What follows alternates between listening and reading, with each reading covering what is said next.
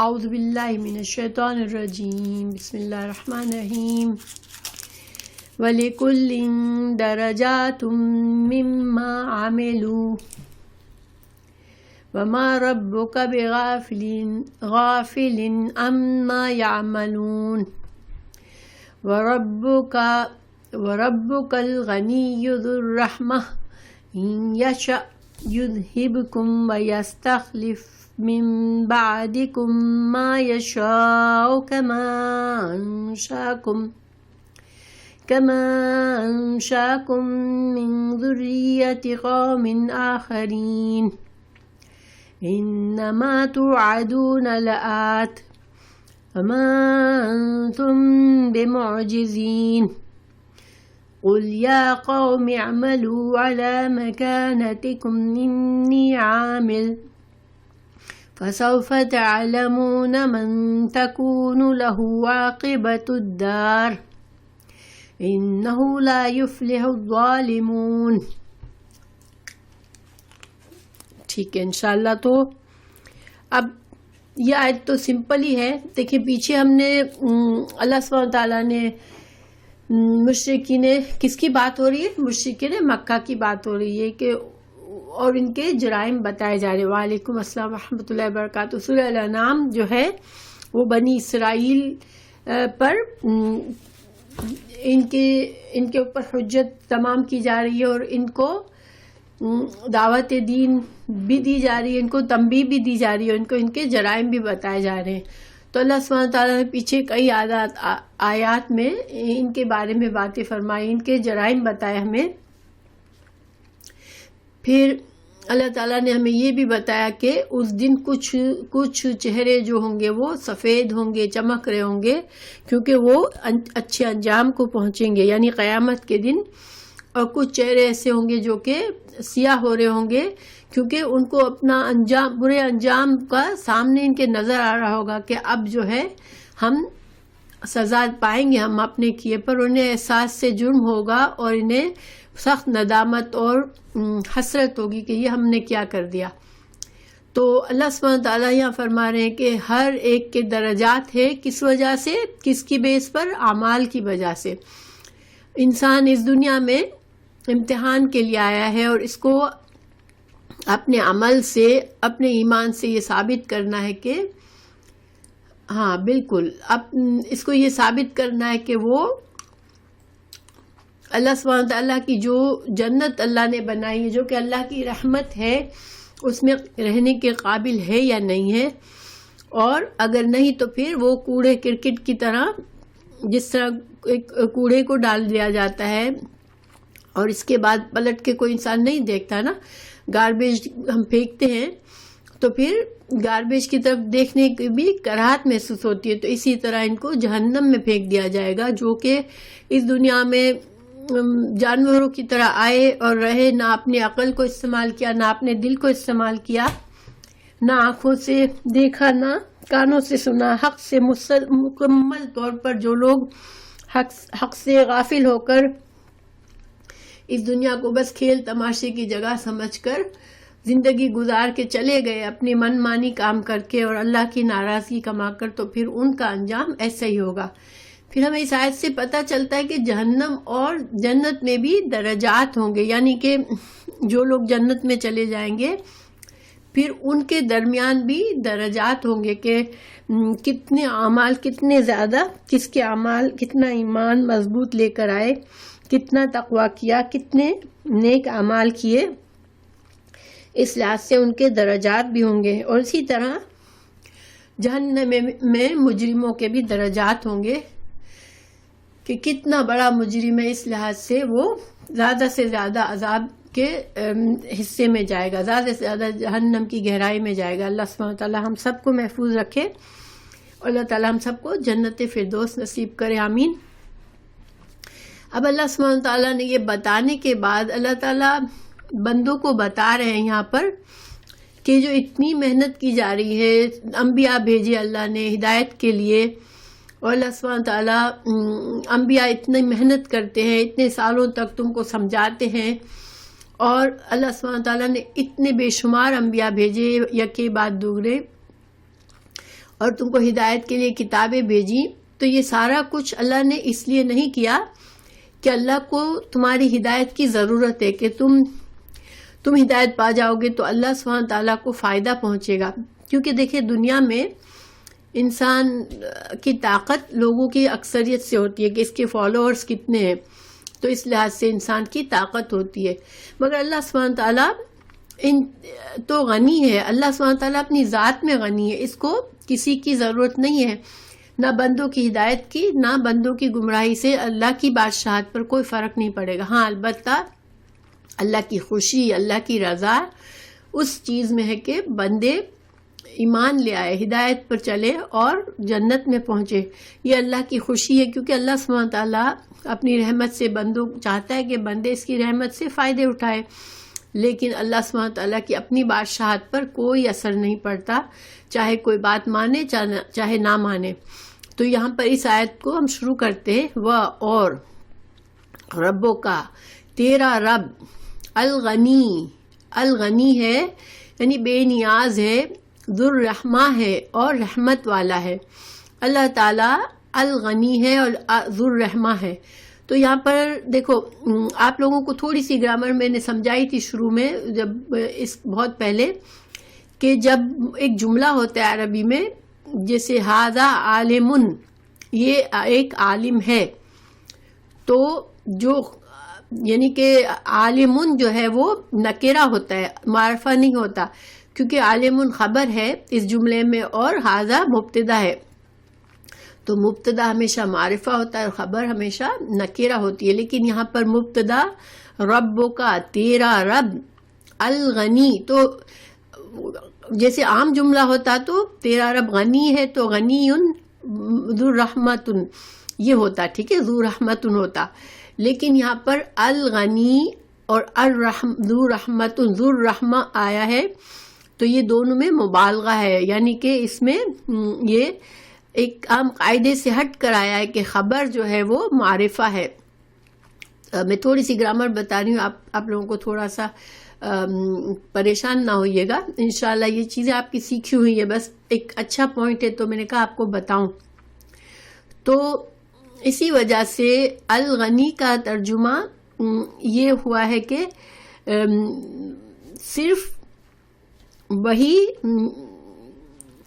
تیرا رب ہی ہر طرح سے بے پرواہ ہے، یعنی کامل بے پرواہی، کامل غنی کی صفت جو ہے الغنی الغنی معرفہ ہے. تو اگر یوں ہوتا تیرا رب غنی یون ہے تو تیرا رب غنی ہے، تیرا رب بے نیاز ہے، یہ خبر ہوتی. لیکن الغنی سے فائدہ کیا ہوا کہ صرف تیرا رب ہی غنی ہے، یعنی کہ کامل غنی، جو کہ جس کو بالکل بے نیاز ہے، جس کو کسی کی بھی ضرورت نہیں ہے، وہ اپنی ذات میں بے نیاز ہے، وہ الغنی، وہ تیرا رب ہی ہے. اور دنیا میں اگر کسی کے پاس تھوڑی سی طاقت اور قوت آ جاتی ہے تو وہ غنی، وہ بے نیاز، تھوڑی سی بے نیازی آ جاتی ہے تو اس کے اندر پھر رحمت نہیں رہتی، اس کے اندر رحم کا جذبہ نہیں رہتا، کیونکہ جتنا انسان پاورفل ہوتا ہے اتنا زیادہ وہ دوسروں کو اپنے سے کمزور اور کمتر سمجھ کے حقیر سمجھتا ہے. لیکن اللہ کی ذات، صرف اللہ ہی ایسا غنی ہے جو مکمل غنی ہے، جس کو کسی کی ضرورت نہیں ہے، لیکن اس کے باوجود وہ کیا ہے، ذو الرحمہ ہے، کہ اس کی رحمت بھی بہت زیادہ ہے. رحمت پر بھی الف لگایا ہے، اس کا مطلب ہے کہ اللہ کمال کی رحمت رکھنے والا ہے. اللہ کی رحمت جو ہے وہ کمال درجے کی ہے. اس میں دونوں میں مبالغہ آ گیا، کیونکہ عربی میں جب کوئی قاعدے سے ہٹ کر چیز ہوتی ہے تو اس میں یا تو تاکید ہوتی ہے، کیا اس میں زور ہوتا ہے، کبھی مبالغہ ہوتا ہے. تو یہاں پر ان دونوں خصوصیات میں مبالغہ آیا کہ اللہ کی رحمت جو ہے وہ کمال درجے کی ہے، حالانکہ وہ مکمل طور پر غنی ہے. ان یشا، ان اگر، یشا وہ چاہے، یذہبکم وہ لے جائے تم کو، یذہب وہ لے جائے کم تم کو، و اور یستخلف اور وہ پیچھے لائے، خلفہ ہے اس کا روٹ ورڈ، اور سین اور تا جو ہے وہ صرف باب کا ہے، بناوٹ کا ہے. وہ پیچھے لائے من سے بعدی، یعنی کہ اگر وہ چاہے، اس میں طلب اگر ہوگی، اللہ کی اگر طلب ہوگی تو اللہ پیچھے تم کو لے جا کے تمہارے پیچھے کسی اور قوم کو لے آئے. من بعدکم، تمہارے بعد، ماں جو جس کو یشاء وہ چاہے، کما جیسا کہ انشاءکم جیسا کہ اس نے اٹھایا تم کو. وعلیکم السلام ورحمۃ اللہ. جیسا کہ اس نے تمہیں اٹھایا، تمہیں پیدا کیا. انشاء یہاں پر تم کو پیدا کیا کے معنی میں ہے کہ تم کو اٹھایا، تم کو پیدا کیا. من سے ذریتی نسل سے، قوم ایک قوم کے، آخرین کسی اور قوم کی نسل سے. جس طرح تم کو پیدا کیا اسی طرح اللہ سبحانہ تعالیٰ تم سب کو لے جائے، تم کو فنا کر دے اور تمہاری جگہ نئی قوم لے آئے. تو دیکھیں ایک جنریشن کے بعد دوسری جنریشن آ جاتی ہے اور وہ جنریشن دنیا سے رخصت ہو جاتی ہے. اور ویسے بھی اللہ سبحانہ تعالیٰ اگر تو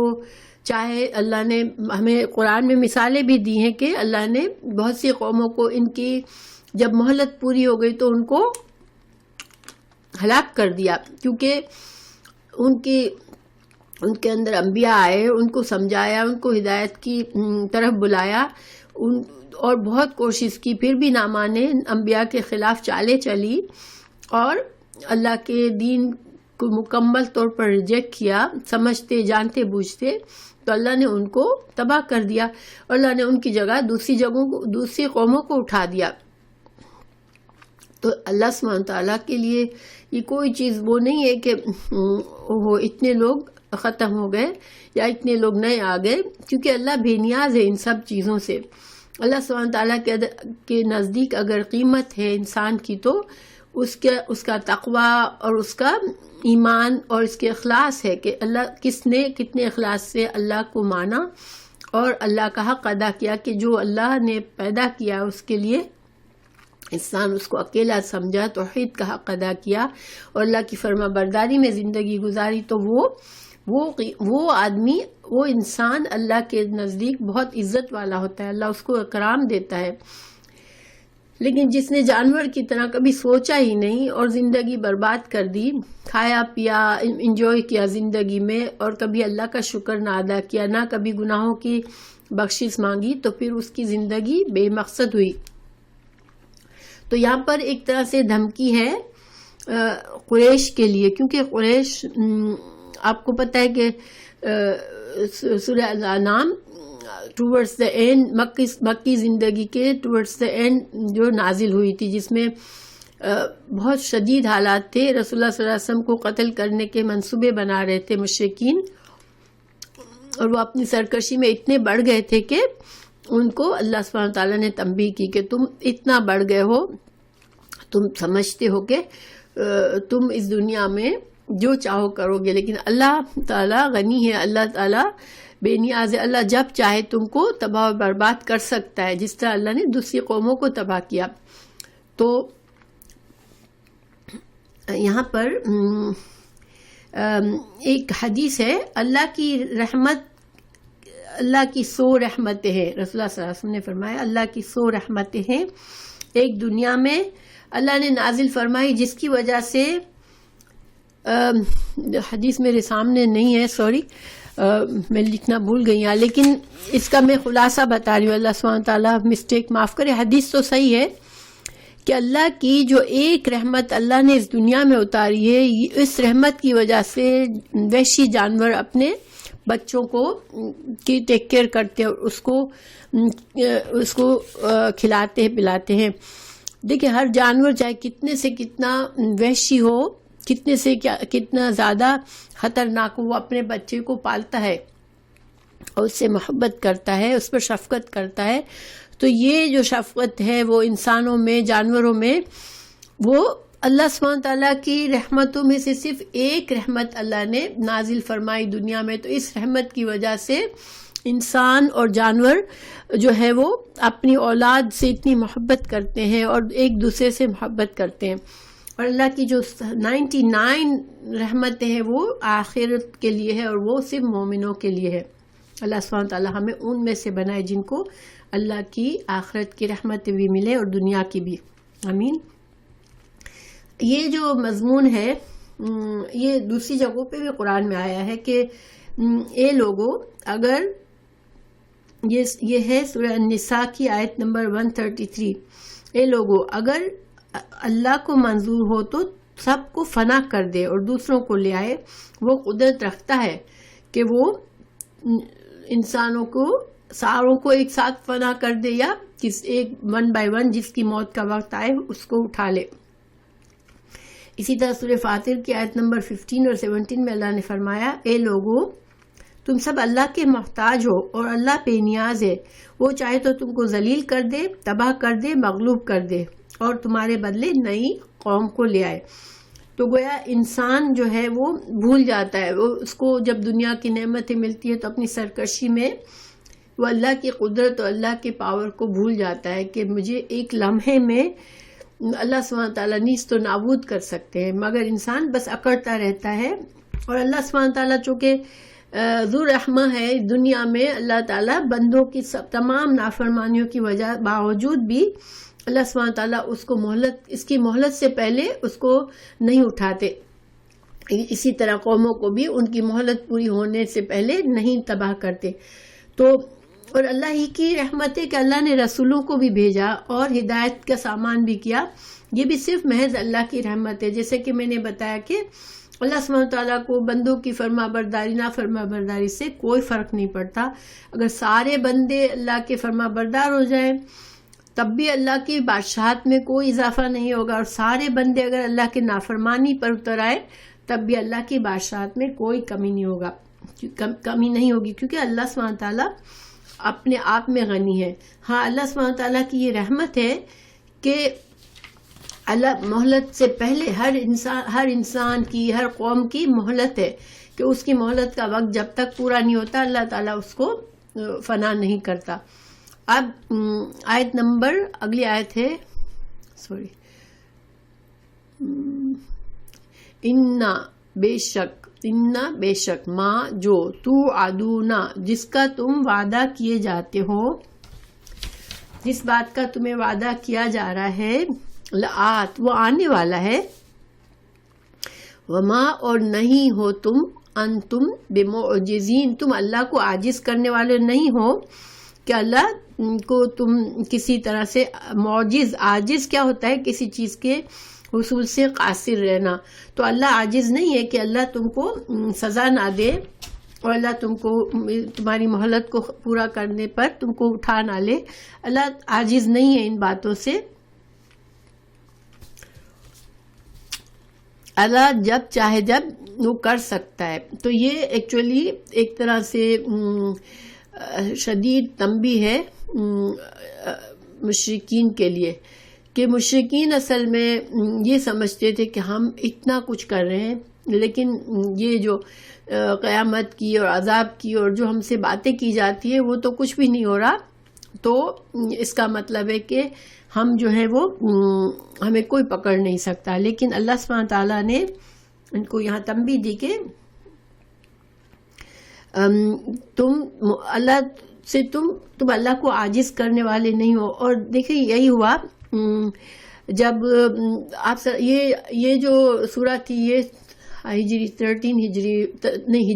13 نبوی میں نازل ہوئی تھی. اور پھر آپ صلی اللہ علیہ وسلم ہجرت کر کے مدینہ چلے گئے تھے اور مدینہ میں صرف 8ویں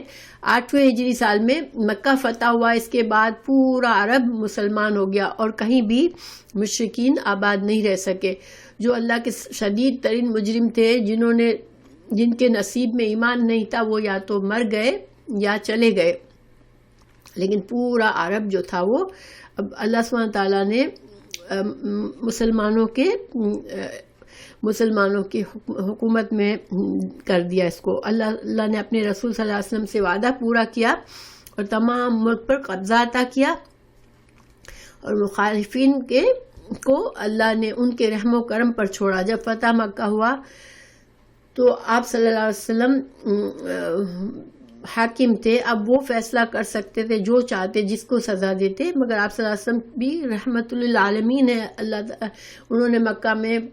فتح پانے کے بعد موقع دیا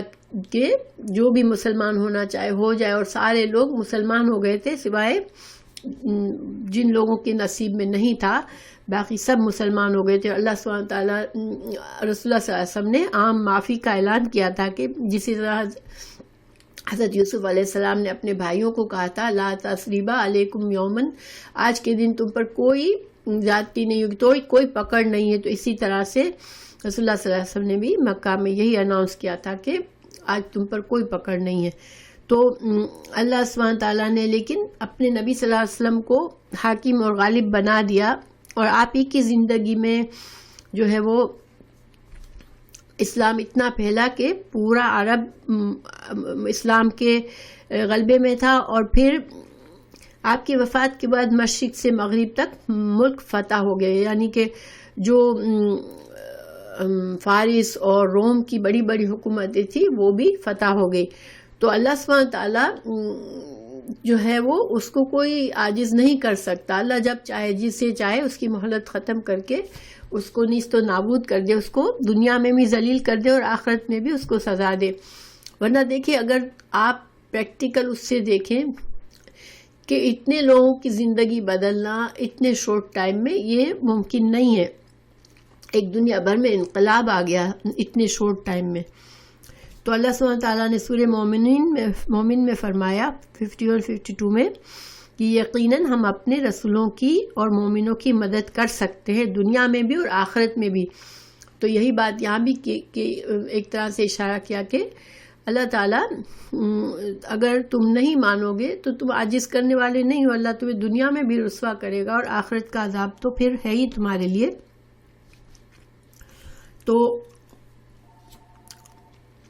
انشاءاللہ ہم آگے چلتے ہیں۔ اللہ تعالیٰ نے فرمایا، ایک منٹ، ہاں یہاں سے ٹھیک ہے، قل کہہ دیجئے یا قومی، اے میری قوم، اعملو عمل کرو، علی اوپر مکانتکم، تم اپنی جگہ پر عمل کرو۔ اور ان کا عمل کیا تھا؟ رسول اللہ صلی اللہ علیہ وسلم کی مخالفت، مسلمانوں کو اذیت دینا، اسلام کے خلاف جد و جہد کر رہے تھے،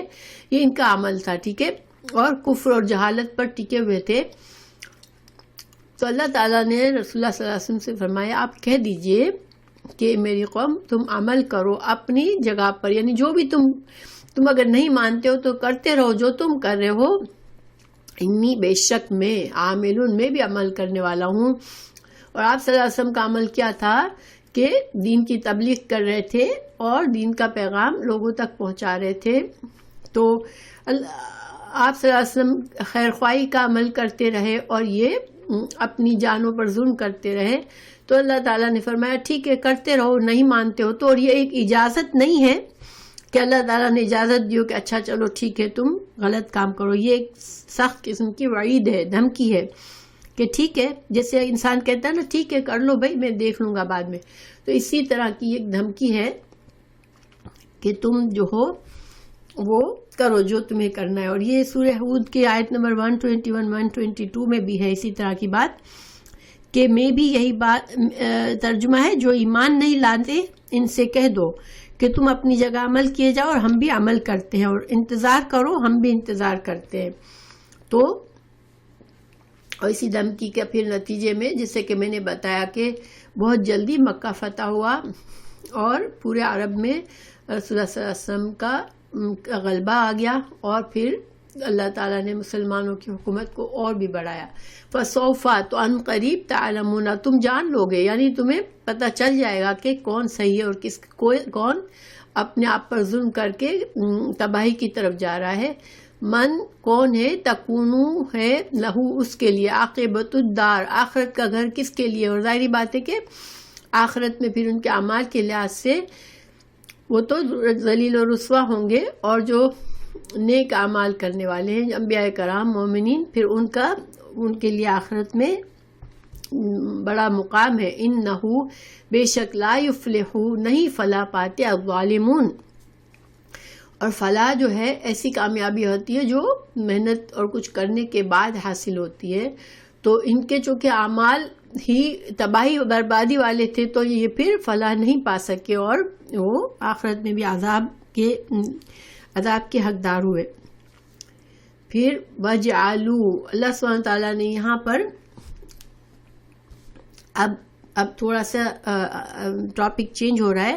کہ یہاں تک تو ابھی جو تھے، ابھی تک ان کے جو ضد تھی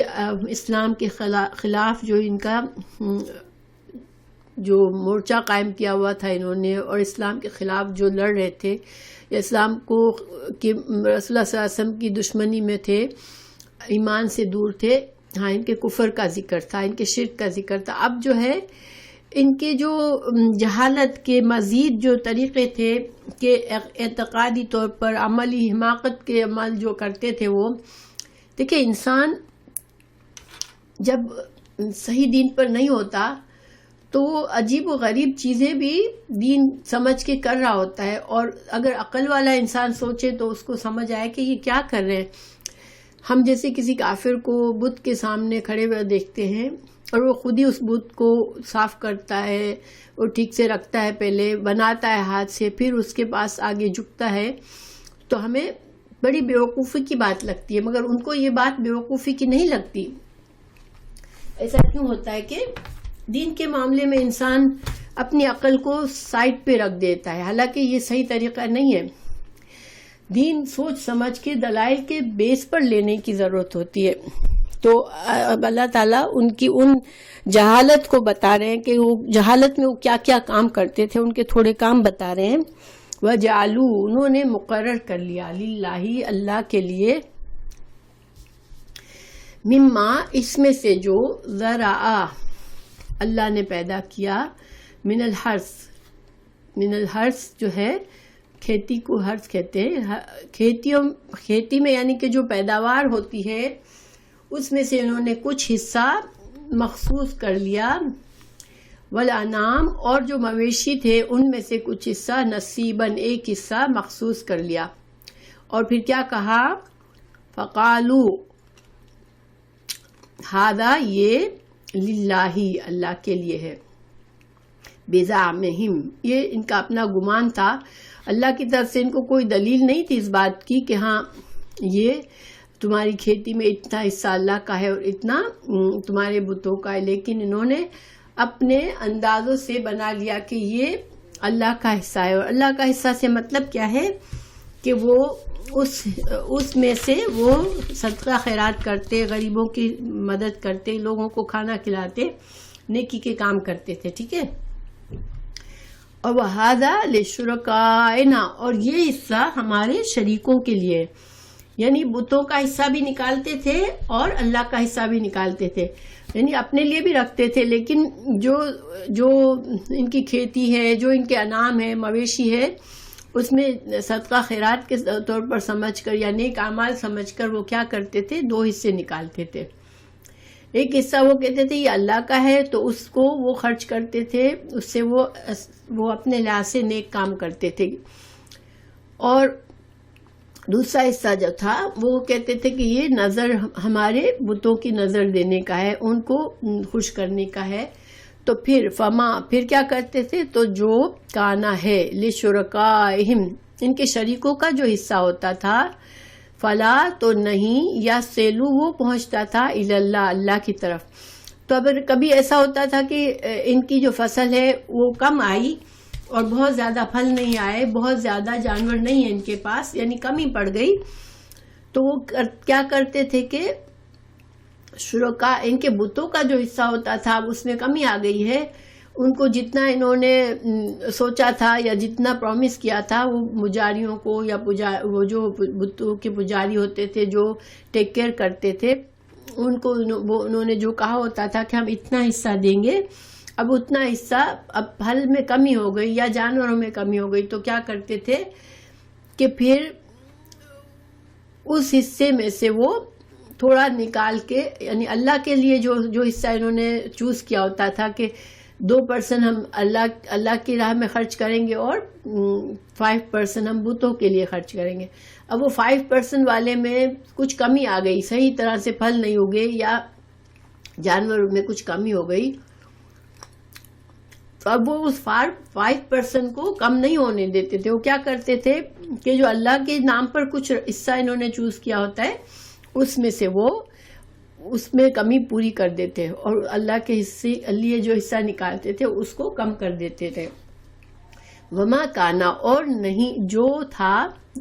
للہ اللہ کے لیے، فہوا تو وہ، یصلو پہنچتا ہے، الی طرف، شرکائہم ان کے شریکوں کو، سا کتنا برا ہے، ما یحکمون یہ کتنے برے فیصلے کرتے. اب دیکھیں، ایک تو پہلی بات یہی غلط تھی کہ وہ جو تھے وہ بتوں کے نام پر حصہ کرتے تھے. اللہ ہی دیتا ہے، سارا جو کچھ اگاتا ہے اللہ ہی اگاتا ہے، جانوروں کو اللہ ہی پیدا کرتا ہے. تو پہلے تو وہ حصے بناتے تھے کہ اللہ کا حصہ یہ اور ہمارے شریکوں کا حصہ یہ، اور پھر جب ان کے حصے میں کمی ہو گئی، کسی طرح سے فصل پوری نہیں آئی، تو پھر جو اللہ کے لیے نکالا ہوتا ہے وہ بھی بتوں کے اس میں ڈال دیتے تھے. اور وہ کہتے کیا تھے کہ اللہ تو رحیم ہے، اللہ سبحانہ تعالیٰ جو ہے وہ اللہ تو بالکل اللہ کو وہ مانتے تھے. ٹھیک ہے، وہ اپنے آپ کو ابراہیم علیہ السلام کے دین پر سمجھتے تھے، تو وہ اللہ کو مانتے تھے، خانہ کعبہ کو بھی مانتے تھے کہ یہ اللہ کا گھر ہے. تو وہ کہتے تھے اللہ تو رحیم ہے اور اللہ تو غنی ہے، اللہ کو ضرورت تھوڑی ہے ہمارے اس سب کے خیرات کی، لیکن اگر ہم اپنے بتوں کی اس میں کمی کریں گے تو ہم پر بتوں کی مار پڑ جائے گی، یعنی بت ہم سے ناراض ہو جائیں گے تو پھر ہم پر عذاب آ جائے گا. اس لیے وہ بتوں کے لیے کمی نہیں کرتے تھے، ہر حال میں ان کا حصہ پورا کرتے تھے. تو دیکھیں، ویسے تو ظاہر ہے کہ اللہ سبحانہ تعالیٰ کو کیا پرواہ اگر وہ ایسا کرتے بھی تھے، لیکن یہ اللہ تعالیٰ ان کی حماقت بتا رہا ہے، ان کی جاہلیت بتا رہا ہے کہ غلط کام بھی کرتے تھے، لیکن اس میں بھی اگر تھوڑا سا اللہ کے نام پر سوچتے تھے تو اس میں بھی وہ کمی کر دیتے تھے. تو اصل میں ہوتا یہ ہے کہ دیکھیں، جب انسان حق کے دین حق جو نا سادہ سا ہے، اللہ کے دین میں چمک دمک ایکسائٹمنٹ، دین کے احکامات پورے کرنے میں یہ سب چیزیں نہیں ہوتی. اللہ تعالیٰ نے جو عبادت کے طریقے بتائے، جو کچھ کرنا ہے وہ سب سادگی کے ساتھ ہے. حج کے لیے ہم جاتے ہیں سادگی کے ساتھ جاتے ہیں، نماز میں سادگی ہے، اچھا صحیح لباس پہننا ہے، اپنے آپ کو کور کرنا ہے. لیکن جتنے بھی شرکیات عبادت کے طریقے ہیں ان سب میں ایکسائٹمنٹ اور چمک دمک اور بہت زیادہ، آپ نے دیکھا ہوگا اگر آپ جو لوگ درگاہوں پر جاتے ہیں بڑی اس میں قیمتی چادریں چمکی ہوئی لگاتے ہیں اور مزاروں کو سجاتے ہیں، اور جتنے بھی ہم اگر سوچیں تو جتنے بھی یہ شرکیہ طریقے ہیں، ایون ہمارے مسلمانوں میں بہت سے ایسے بدعت کے طریقے ہوتے ہیں جو کہ دین کا طریقہ نہیں ہوتا، مگر دین سمجھ کے لوگ کرتے ہیں، مگر بڑے زیادہ عقیدت سے کرتے ہیں، بجائے اس نماز کو اتنی عقیدت سے نہیں پڑھیں گے جتنا وہ ان بدعت اور شرکیہ طریقوں کو کریں گے. کسی کی نیاز کبھی دینے والے لوگ ہوتے ہیں، کسی بزرگ کی نیاز بناتے ہیں یا درگاہوں کے لیے کچھ کرتے ہیں، یا اس طرح کے جتنے بھی کام ہیں اس میں بڑا اہتمام ہوتا ہے. تو یہ کیونکہ یہ ہمیشہ چمک دمک اور اٹریکشن والی چیزیں ہوتی ہیں، جو بھی غلط کام ہوتے ہیں، جو بھی گناہ ہوتے ہیں، ان کو شیطان ہمیشہ خوبصورت بنا کر بتاتا ہے. تو مطلب یہ کہ انسان اگر اپنی سمجھ عقل اور اس کے اندر اخلاص نہیں ہوتا تو وہ اس چمک دمک میں آ جاتا ہے، اور اس میں بڑی عقیدت سے جو لوگ، اب دیکھیں مثال کے طور پر جو سیاہ لوگ ہیں وہ اپنے آپ کو مارتے ہیں، پیٹتے ہیں محرم میں، اور یہاں تک کہ زخمی تک کر دیتے ہیں. اب یہ چیز میں کس قدر جیسے ایکسائٹمنٹ اور کتنا زیادہ ان کے اندر اخلاص ہوتا ہے، کتنی دھن میں کتنے مگن ہو کے کرتے یہ چیزیں. ٹھیک ہے، لیکن کیا جب نماز کے لیے بیٹھتے ہیں تو اتنا زیادہ انہماک اور اتنا توجہ ہوتی ہے؟ تو یہ صرف یہ ہوتا ہے کہ مقصد یہ کہ شیطان جو ہے وہ ہر برے کام کو خوشنما بناتا ہے انسانوں کے لیے، اور انسان اس میں پڑ جاتے ہیں اپنی جہالت میں. تو حضرت عبداللہ بن عباس کا قول ہے کہ اگر تم کو عربوں کی جہالت معلوم کرنا چاہتے ہو تو سورہ الانعام کی آیت 130 سے 140 تک پڑھیں، اور اسی میں ان کی ساری جہالت کے طریقے بتائے گئے ہیں. تو اب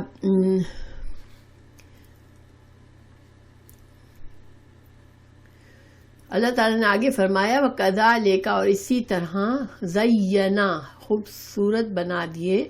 لِكَثِيرٍ، بہت سو کے لیے، مِنَ الْمُشْرِكِينَ، مشرکین میں سے، قتل کرنا، اولادہم، ان کی اولاد کا، شرکاؤہم، ان کے شریکوں نے، یعنی کہ ان کے جو شریک تھے، جو ان کے مزاروں اور بتوں کے، اور جو ظاہر بت تو نہیں بولتے تھے لیکن جو بھی ان کے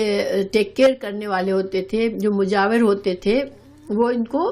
اس طرح کی باتیں بتاتے تھے کہ تم یہ کرو، تم وہ کرو. تو انہی میں سے اولاد کو قتل کرنا بھی یہ شیطانوں نے انسانوں کے لیے، ان لوگوں کے لیے خوبصورت بنا کے پیش کیا. لیردوہم، اور اس میں مقصد کیا تھا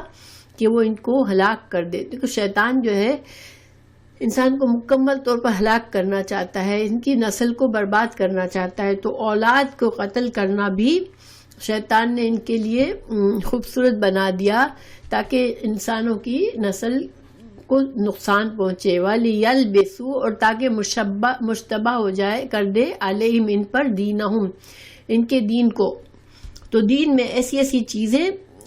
ان کو بتا کے ان کا دین ان کے لیے مشتبہ کر دیتے ہیں. تو دیکھیں اولاد کے قتل کے لحاظ سے کس طرح سے وہ کرتے تھے کہ ایک تو وہ ان کو خشیت املاق، ان کو یہ ہوتا تھا کہ ہم مفلس ہو جائیں گے، اتنے بچے اگر ہمارے ہوں گے تو ہم مفلس ہو جائیں گے، ہم ان کو کہاں سے کھلائیں گے. اور یہ طریقہ تو آج بھی ہے، بہت سی فیملیز صرف ابورشن اس لیے کرا دیتی ہیں کہ ٹو مچ بچوں کو ہم کیسے پالیں گے. لیکن جب بچے، ٹھیک ہے بچے انسان اگر کم ہے تو کوئی بات نہیں، لیکن جس انسان کو اللہ نے پیدا کرنا ہے، رحم میں جو بچہ آ جاتا ہے اس کو پرپزلی ابورٹ کرنا، اس وجہ سے کہ ہم جو ہے ہمیں کمی ہو جائے گی ہمارے رزق میں، تو یہ شرک ہے اٹ سیلف. اس لیے کہ اللہ پر جس کو بھروسہ ہوگا، کیونکہ اللہ ہی پیدا کرنے والا ہے اور اللہ ہی رزق دینے والا ہے. اور اسی طرح وہ لڑکیوں کو، اس زمانے میں لڑکیوں کو جہالت میں عار محسوس کرتے تھے، بے عزتی محسوس کرتے تھے کہ ہماری لڑکی ہے، تو وہ لڑکیوں کو زندہ دفن کر دیتے تھے، مار دیتے تھے. سورہ نحل میں بھی ہے کہ وہ لوگوں سے چھپتا پھرتا ہے کہ اس کو جو خوشخبری دی گئی ہے وہ اس کی برائی سے، یعنی جو خوشخبری اس کو دی جاتی ہے کہ تیرے ہاں بیٹی ہوئی ہے، اس میں اس کو اتنی شرم اس کے لیے ہوتی ہے کہ اب میں لوگوں کو کیسے فیس کروں گا کہ میرے گھر میں بیٹی ہوئی ہے، تو لوگوں سے چھپتا ہے. تو اسی طرح بتوں کے نام بھی اولاد کو ذبح کرنے کا کئی قوموں میں یہ بھی رواج چلتا آیا ہے. دیکھیں آج بھی اگر ہم کہیں افریقہ وغیرہ میں کوئی ایسے علاقوں میں چلے جائیں جہاں پر جہالت ہے، یا ایون پاکستان کے کچھ ایسے حصے ہیں جہاں پر بچوں کو جو ہے وہ کسی جیسے درگاہ کے اوپر جو ہوتے ہیں ان کو ان کے حوالے کر دیا جاتا ہے، وقف کر دیا جاتا ہے ان پیروں کے نام، اور یا پھر ہندو بھیٹ چڑھاتے ہیں بچوں کو. یا کبھی جیسے جو لوگ جو بستیاں دریا کے کنارے رہتی تھی تو دریا میں طغیانی نہ آئے اس وجہ سے ہر سال اپنے کسی بچے کو قربان کرتے تھے. یہ سارے شیطان نے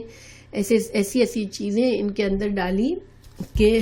اور یہ جہالت میں اور بے عقلی میں یہ سب کچھ کرتے رہے. اور اللہ تعالیٰ چاہتا، دیکھیے اتنے ظلم کے کام ہے نا، اولاد کو قتل کرنا، اولاد کو مارنا. اگر اللہ چاہتا تو ان کو روک دیتا. وَلَوْ شَاءَ، اگر اللہ چاہتا، اللہ ما فعلوہ، وہ نہ کرتے ایسا. فَذَرْهُمْ تو بس چھوڑ دو انہیں، وما اور جو یفترون جو وہ گھڑ کے بیٹھے ہوئے اپنا دین جو بنایا ان کا اپنا بنایا ہوا دین ہے اس پر ہی اگر وہ رہنا چاہتے تو ان کو چھوڑ دو۔ تو اللہ سبحانہ وتعالیٰ کیوں نہیں چاہتا؟ دیکھیں اللہ تو چاہتا ہے کہ ہر بندہ ہدایت یافتہ ہو، یہ اللہ کی رضا ہے، لیکن اللہ کی مشیت کونی ایک ہوتی ہے کہ اللہ تعالیٰ نے اس کائنات کو حکمت کے اس پہ بنایا ہے، اور اللہ تعالیٰ نے انسانوں کے لیے اس میں آزمائش رکھی ہے۔ تو اللہ سبحانہ تعالیٰ لوگوں کی مہلت رکھی ہے، اور اللہ تعالیٰ نے انسانوں کی ہدایت کے لیے بندوبست کیا، رسول بھیجے، کتابیں بھیجی۔ اب ان سب کے باوجود اگر جو گمراہی کو پسند کرتا ہے اور غلط طریقے پر چلتا ہے، اللہ اس کو زبردستی ہدایت نہیں دیتا، یہ اللہ کی مشیت نہیں ہے، ٹھیک ہے۔ اس پر بھی بہت سے لوگ کہتے ہیں اچھا تو ہم گناہ اس لیے کرتے کہ اللہ چاہتا ہے، تو ہمارا اس میں کیا قصور؟ لیکن یہ مطلب یہ نہیں ہے کہ اللہ چاہتا ہے۔ اللہ کا چاہنا تو یہ ہے کہ سب ہدایت پا جائے، سب کامیاب ہو جائے، لیکن اللہ کی ایک مشیت کونی ہے، اللہ کی یہ چاہنا جو اللہ نے کائنات کو حکمت کے اس سے بنایا ہے، تو اس لحاظ سے اللہ تعالیٰ بندے کو ایک اختیار اور ایک مہلت دی ہے کہ اس مہلت اور اس اختیار میں بندہ جو چاہتا ہے کرتا ہے۔ ہاں اس میں بھی اللہ کبھی روک سکتا ہے کہ اللہ کسی مظلوم کو مرنے سے بچا لے، اللہ کی مرضی نہیں ہے تو کوئی کسی کو نہیں مار سکتا، لیکن اللہ تعالیٰ نے چونکہ ان کو اجازت دی ہے اور اس بچے کے نصیب میں مرنا ہوتا ہے تو وہ مرتا ہے اس طرح۔ لیکن یہ جو ہے اس کی وجہ صرف یہ ہوتی ہے کہ انسان یہ چاہ رہے ہوتے ہیں اور اللہ ان کو کرنے دیتا ہے جو وہ یہ چاہتے ہیں۔ وقالو انہوں نے کہا ہذہ یہ انعام یہ مویشی ہیں، وحرث اور کھیتیاں ہیں، حجر ممنوع ہے۔ تو ایک اور طریقہ یہ ہوتا تھا کہ زمین کا کچھ حصہ وقف کر دیتے تھے یا کچھ جانوروں کو بتوں کے نام پر وقف کر دیتے تھے، پھر ان کو نشان لگا دیتے تھے۔ اب وہ ممنوع جانور ہوتے تھے، نہ ان جانوروں کو وہ اپنے وزن پر اپنے کاموں کے لیے استعمال کرتے تھے، نہ اس زمین کو اپنے لیے استعمال کرتے تھے، یہ ان کے بتوں کے نام وقف ہو جاتی تھی۔ تو پھر کیا ہوتا تھا لا یطعمھا، اور جب وہ ممنوع کر دیتے کسی چیز کو تو لا یطعمھا اس کو نہیں کھاتا تھا کوئی الا مگر من نشاء جس کو ہم چاہیں، یعنی کہ ان کے جو مجاور ہوتے تھے جو ان بتوں کے ٹیک کیئر کرنے والے ہوتے تھے، وہ ان کو بتاتے تھے کہ اچھا یہ اب ممنوع ہے تو اس کا فائدہ صرف فلاں کو پہنچ سکتا ہے، فلاں کو نہیں پہنچ سکتا، اس طرح کے وہ ان کو قواعد بتاتے تھے۔ اور یہ کس طرح سے بِزَعْمِهِمْ اپنے گمان کے مطابق، ان کو ظاہری بات ہے کوئی دلیل تو نہیں ہوتی تھی ان کے پاس، وہ اپنے گمان سے اس طرح سے کر لیتے تھے کہ جانوروں کو اور زمینوں وغیرہ کو کھیتیوں کو وہ ممنوع کر دیتے تھے کہ ان کا استعمال یہ حرام ہے اب ہمارے لیے یہ استعمال۔ تو اللہ نے تو جائز حلال بنایا تھا ان چیزوں کو، مگر انہوں نے حرام بنا دیا اپنے اوپر۔ وَأَنْعَامٌ اور کچھ مویشی حرمت حرام کیے گئے، ظہورها ان کی پیٹھیں، وَأَنْعَامٌ اور کچھ مویشی لا یذکرون نہیں وہ اس پر ذکر کرتے، نہیں لیتے وہ اسم اللہ کا نام، علیہا ان پر، افتراءً جھوٹ گھڑتے ہوئے، علیہ اس پر، یعنی کہ کچھ جانوروں کو اوپر سواری حرام کر دیتے تھے کہ ان جانوروں پر ہم سوار نہیں ہو سکتے، اور ان پر حج کے لیے بھی جانا ہے تو ہم ان جانوروں پر سوار نہیں ہو سکتے، بس یہ جانور بتوں کے نام پر ہے۔ اور اسی طرح وہ کچھ جانوروں کو بتوں کے نام پر ذبح کرتے تھے تو پھر ان کو اس پہ اللہ کا نام لینا منع ہوتا تھا کہ نہیں اس پر اللہ کا نام نہیں لینا ہے، یہ فلاں کے نام کا ہے۔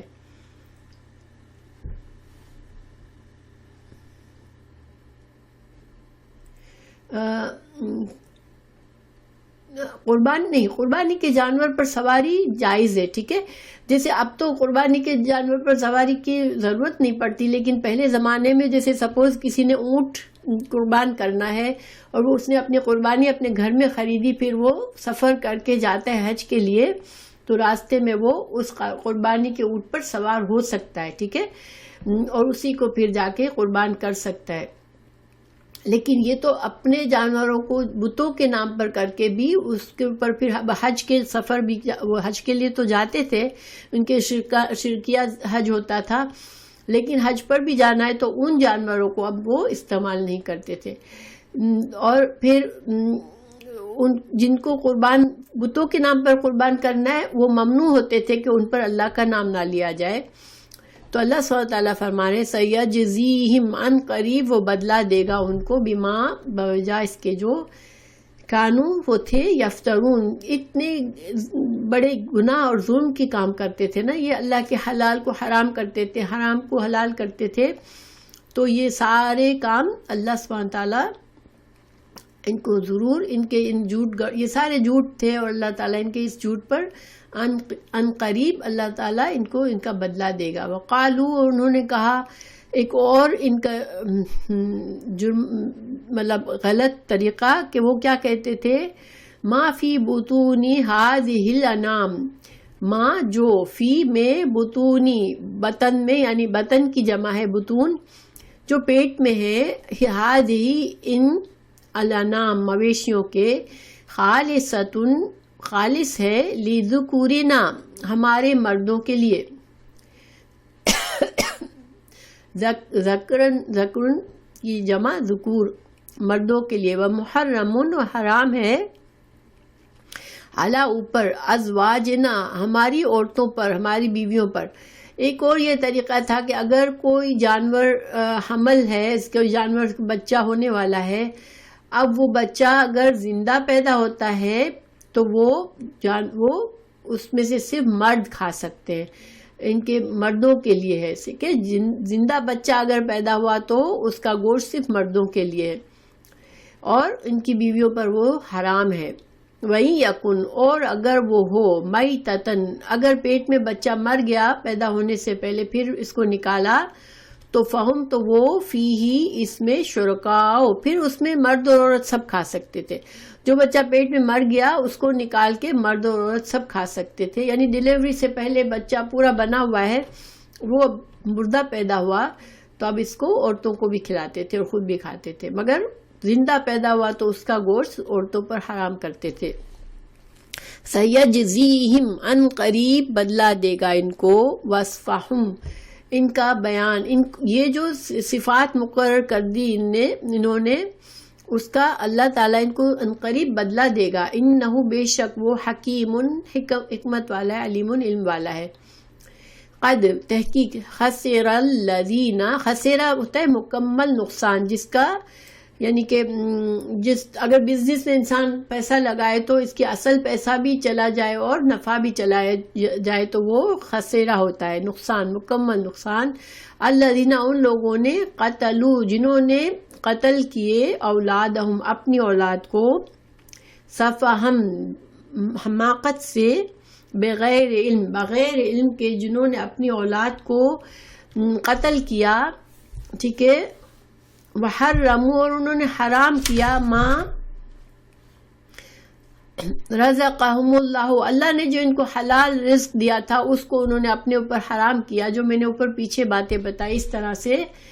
افتراءً، جھوٹ گھڑتے ہوئے، علی اللہ پر. اور پھر اوپر سے یہ کہتے کیا تھے کہ ہم تو دین ابراہیم پر ہیں، اور یہی دین تھا حضرت ابراہیم علیہ السلام کا، یہی اللہ نے احکامات، ہم اسی کو فالو کر رہے ہیں. وہ اللہ پر جھوٹ بولتے تھے. تو اللہ تعالیٰ نے فرمایا کہ میں یہ ان کے اپنے اس طرح کے جھوٹ بولنے سے، اللہ کے بارے میں جھوٹ بولا انہوں نے، اور انہوں نے اولاد کو قتل کیا، اور انہوں نے اپنے اللہ کے حلال کو حرام کیا، تو اس سے ان کا دنیا کا بھی نقصان ہو گیا، کیونکہ دنیا میں یہ چیزیں نعمتیں ان کے لیے اللہ نے دی تھی. اولاد بھی ایک نعمت ہوتی ہے اور حلال رزق بھی ایک نعمت ہوتا ہے. اللہ کی دی ہوئی نعمتوں کو انہوں نے اپنے اوپر حرام کر کے دنیا میں تو خود پر ظلم کیا، دنیا میں تو خسارہ اٹھایا، لیکن آخرت میں بھی اپنی ان حرکتوں کی وجہ سے وہ خسارہ اٹھائیں گے، جہنم میں جائیں گے. تو مکمل طور پر یہ نقصان اٹھایا، مکمل ان کا خسارہ ہو گیا. اور قد ضلوا، اور یہ بھٹک گئے، وما، اور جو کانو، وما، اور نہیں، کانو تھے وہ، مہتدین، کیونکہ وہ بھٹکے کیوں اس حد تک، بری حد تک کہ وہ ہدایت کو قبول ہی نہیں کرنا چاہتے تھے، اس لیے وہ مکمل طور پر بھٹک گئے اور اپنی دنیا اور آخرت دونوں خراب کر لی۔ وَهُوَ الَّذِي، اور وہ اللہ وہ ذات ہے، انشأ جس نے پیدا کیا، جنات باغات، معروشات، معروش کہتے ہیں جو بیلیں چڑھائی جاتی ہیں نا ان کو معروش کہتے ہیں، جو بیلیں چڑھائی ہوئی ہوتی ہیں، جیسے انگور کی بیل ہوتی ہے یا ایسے چھوٹے چھوٹے پھلوں کی بیل ہوتی ہیں، ان کو معروشات وغیرہ معروشات، اور جو کہ بیل نہیں ہوتی بلکہ درخت ہوتے ہیں، یا پھر زمین کے اوپر جو بیلیں زمین پر پھیلتی ہے جیسے کہ خربوزہ ہے یا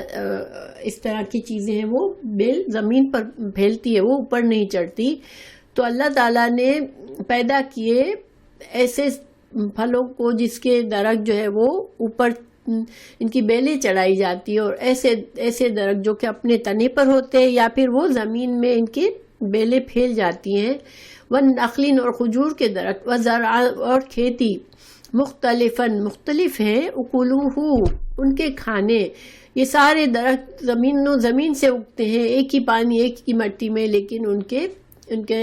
کھانے، ان کے فروٹ الگ الگ ہوتے ہیں۔ والزیتون، اور زیتون، والرمان، اور انار،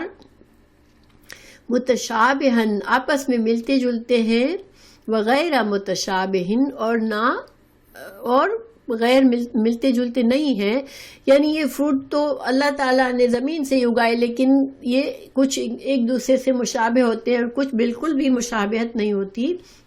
کلو، کھاؤ، من ثمرہ، اللہ کے پیداوار میں سے کھاؤ، اذا اثمرا، جب وہ پھل لائے، اللہ نے تمہارے لیے یہ نعمتیں بنائی ہے، تم کھاؤ، اللہ تعالیٰ نے اجازت دی ہے، مگر کیا کرو، وآتو، اور دو، حقہ، اس کا حق، یوم، اس دن، حصادہ، اس کی کٹائی کے دن، تم اللہ کے نام پر جو تمہیں دینے کا ہے وہ حق تم ادا کرو، کیونکہ اللہ نے تمہارے لیے یہ اناج اگایا ہے۔ ولا تسرفوا، نہ تم اسراف کرو۔ اب یہاں پر اس کے بارے میں کہ تم کٹائی کے وقت اللہ کے نام پر دو، جب بھی کوئی فصل کاٹی جائے، جب باغ سے پھل اتارے جائے،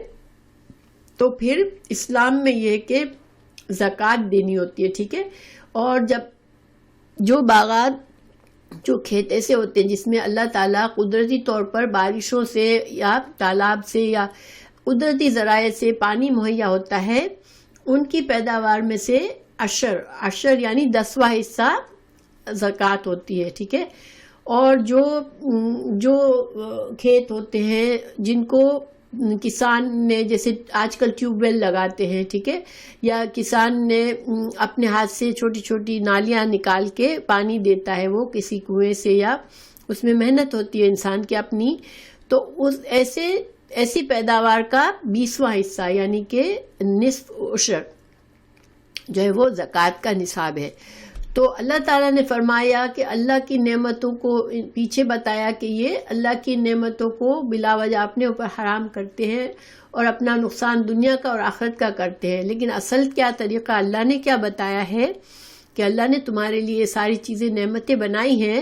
اور تم اس کو کھاؤ پیو، ٹھیک ہے، یہ تمہارے لیے جائز ہے، مگر صرف حق کیا ہے تمہارا کہ اس میں سے اللہ نے جو حق مقرر کیا ہے جو کہ اللہ کے نام پر تمہیں دینا ہے، اور وہ ظاہر کس کو پہنچتا ہے، غریبوں کو، معاشرے کے غریبوں کو پہنچتا ہے، فقیروں کو پہنچتا ہے، مسکینوں کو پہنچتا ہے، تو ان کا حق ان کو وہ دے دو، وہ زکوٰۃ، ٹھیک ہے۔ ولا تسرفوا، مگر تم اسراف نہ کرو۔ اب یہ اسراف نہ کرو میں کچھ علماء نے ڈفرینٹ طریقے سے اس کی تفسیر کی ہے۔ ایک تو یہ اسراف کو کہا کہ یعنی صدقہ کرنے میں بھی تم اتنا زیادہ مت دے دو کہ تم فقیر بن جاؤ، کہ تم سارا کا سارا تم اٹھا کر دے دو۔ کبھی کبھار ایسا بھی ہوتا ہے نا، انسان جذبات میں آتا ہے کہ بس اسے نیکی کرنی ہے اور وہ اپنے رشتہ داروں اور فیملی کا سوچے بغیر سارا اٹھا کے دے دیتا ہے، تو یہ صحیح طریقہ نہیں ہے، کیونکہ پھر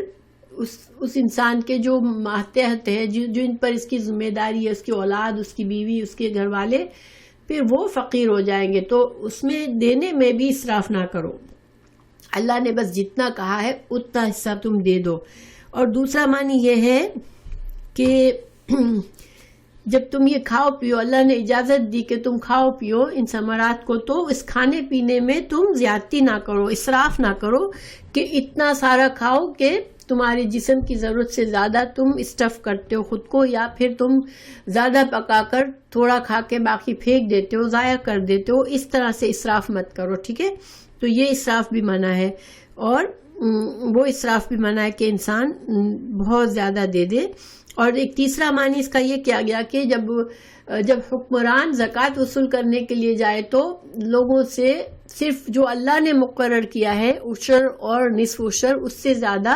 ان کو زبردستی کر کے اس سے زیادہ نہ وصول کر لے، ٹھیک ہے. یہ تینوں معنی کیے گئے. انہو بے شک وہ، لا یحب وہ نہیں محبت کرتا، المسرفین اسراف کرنے والوں کو اللہ محبت نہیں کرتا، تو تم اسراف نہ کرو. تو الحمدللہ ہمارا آج کا سبق پورا ہوا. تھوڑا سوری میں کبھی کبھی مجھے